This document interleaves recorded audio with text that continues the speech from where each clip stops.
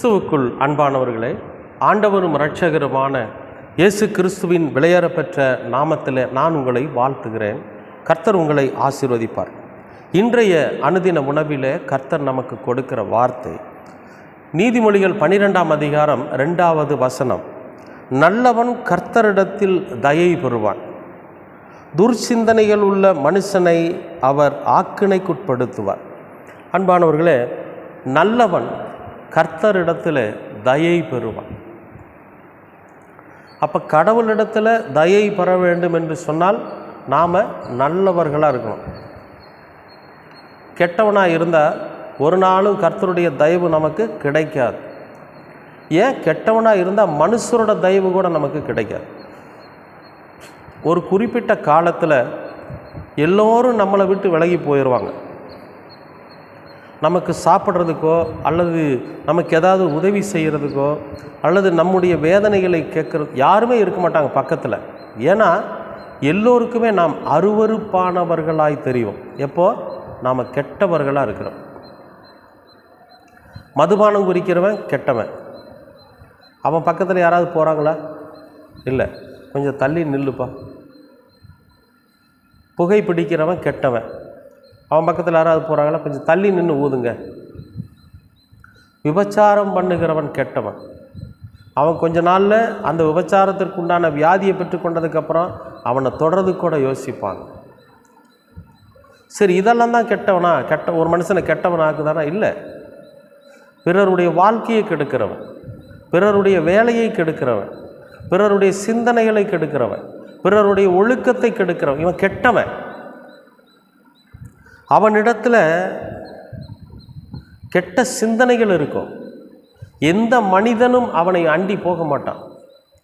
யாருடைய அன்பும் அவன் மேலே இருக்காது. யாருடைய தயவும் அவனுக்கு கிடைக்காது. ஏன்னா அவன் கெட்டவன். அவனை பார்த்தாலே தீட்டு.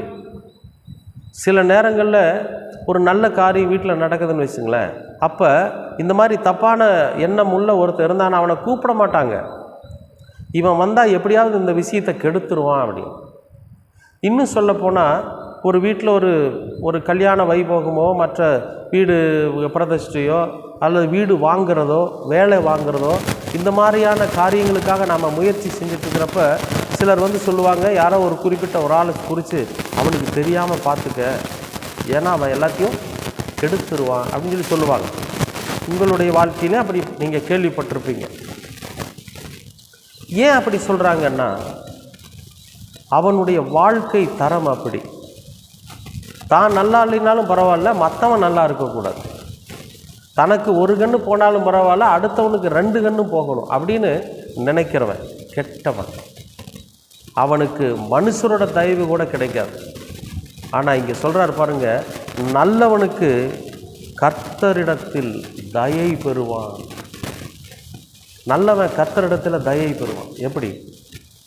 அவன் அதாவது நீங்கள் சாதாரணமாக கடவுளுடைய தயைங்கிறது சாதாரணமாக ஒருவேளை சாப்பாட்டுலேயோ அல்லது ஒரு துணிமணிலேயோ அல்ல. நம்மை சார்ந்து வாழ்கிற மக்கள் இருக்கிறாங்க பார்த்தீங்களா, அவங்க ஒவ்வொருத்தரும் நம்மை முன்னிலைப்படுத்துவாங்க பாருங்க. அதுதான் கர்த்தருடைய தயை. இந்த ஆள் உண்மையுள்ள மனுஷன், இந்த ஆளுகிட்ட போய் ஜெபம் பண்ணுங்க, அவர் உங்களுக்காக உண்மையாக ஜெபிப்பார். அவரிடத்துல போய் ஒரு ஆலோசனை கேளுங்க, அவர் உங்களுக்காக உண்மையாக ஆலோசனை தருவார். அந்த ஆலோசனையை பெற்றுக்கொண்டு நீங்கள் போங்க, நிச்சயமாக அது நன்மையானதாக இருக்கும். ஏன்னா அவர் சுயமாக பேச மாட்டார். அவர் ஆண்டவரிடத்தில் அதை குறித்து என்ன பேசலான்னு அவர் கடவுளோட சமூகத்தில் உட்கார்ந்ததுக்கப்புறம் தான் பேசுவார். உங்கள் வீட்டில் ஒரு நல்லது நடக்கிற மாதிரி இருந்தால் அவர்கிட்ட சொல்லுங்கள், அவர் நடத்தி கொடுப்பார்.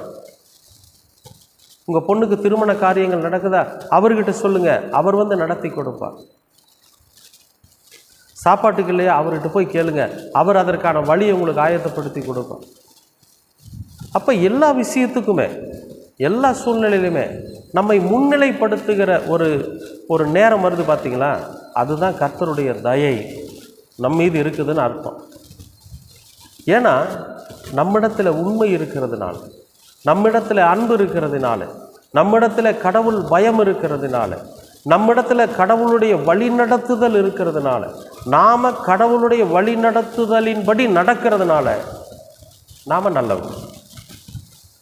அந்த நல்லவர்களுக்குத்தான் கடவுளுடைய தயை கிடைக்கும். கடவுளுடைய தயைனா என்ன? உடல் ஆரோக்கியம். கடவுளுடைய தயைனா என்ன? குடும்பத்தில் சமாதானம், குடும்பத்தில் சந்தோஷம், வியாதியின்மை, கடனின்மை, நீண்ட ஆயுள், குடும்பத்தில் சமாதானம், அன்பு, ஒருவருக்கொருவர் அன்பை பரிமாறிக்கொள்ளுவது. அப்படி மற்றவர்கள் பார்த்து நம்மை பார்த்து பெருமை பாராட்டும்படியான ஒரு வாழ்க்கை, அதுதான் கர்த்தருடைய தயை. அப்படிப்பட்ட வாழ்க்கை நாம் வாழணும்னா நம்ம நல்லவனாக இருக்கணும். நம்ம நல்லவனாக இருக்கணும் அப்படின்னா அதுக்கு என்ன செய்யறதுன்னா, கடவுளுடைய வார்த்தைக்கு பயந்து நடக்கணும். கடவுள் காட்டி இருக்கிற பாதையில் நம்ம பயணிக்கணும். அப்படி பயணிக்கிற போது நிச்சயமாகவே நாம் கடவுளுடைய தயை பெற்றவர்களாக இருக்கும். அன்பானவர்களே, இந்த காணொளி மூலமாக நீங்கள் அறிந்து கொள்ளக்கூடிய விஷயம் என்னென்னா,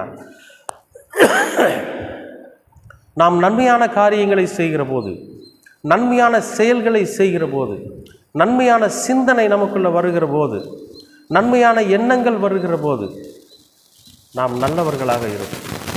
நாம் நல்லவர்களாக இருக்கிற போது நிச்சயமாகவே கர்த்தருடைய தயை நமக்குள்ள இருக்கும். நாம் இந்த உலக மனிதர்களிலே வேறுபட்டவர்களாக நாம் வாழ முடியும். நிச்சயமாகவே கடவுள் உங்களுக்கு அப்படிப்பட்ட தயை கிடைக்கும்படியாக செய்வார். கர்த்தர் உங்களை ஆசீர்வதிப்பார். அன்பானவர்களே, உங்களுக்கு இந்த காணொளி பிரயோஜனமாக இருக்குமானால் நீங்கள் சப்ஸ்கிரைப் பண்ணுங்கள், உங்கள் நண்பர்களுக்கு ஃபார்வர்ட் பண்ணுங்கள். ஏன்னா அனுதின உணவு என்கிற இந்த சின்ன ஊழியத்திற்கு நீங்கள் செய்கிற ஒரு மிகப்பெரிய ஒத்துழைப்பாக இருக்கும். கர்த்தர் மீண்டும் உங்களை ஆசீர்வதிப்பார். அன்பின் பரலோக பிதாவே, அருமையான நல்ல இந்த அனுதின உணவிற்காக நன்றி. இந்த நாளை நீர் ஆசீர்வதித்து கொடுத்திருக்கிறீர், அதற்காகவும் நன்றி.